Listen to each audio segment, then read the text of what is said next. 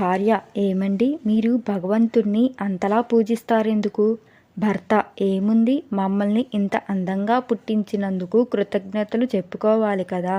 లేకపోతే భార్యాభర్తలిద్దరూ బ్యూటీ పార్లర్కు వెళ్లాల్సి వస్తే జీతం మొత్తం వాటికే సరిపోతుంది. కాంతారావు: ఏంటోయ్ పద్మ, ఈ మధ్య ఎవరిపైనా అసలు కోప్పడడం లేదు. నీ శత్రువులతో కూడా నవ్వుతూ మాట్లాడుతున్నావు. ఏమైంది అసలు? పద్మ: ఏమీ లేదండి. కోపంతో ఉంటే ముఖంపై మడతలు వచ్చి త్వరగా ముసలివాళ్ళు అయిపోతారంట కదా. కాంతారావు: నీకెవరు చెప్పారు?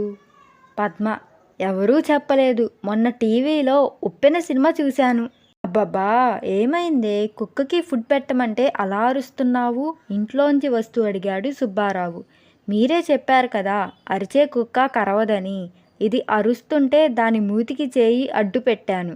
అది అరవడం ఆపింది. నేను అరవాల్సి వచ్చింది ఏడుస్తూ చెప్పింది సావిత్రి.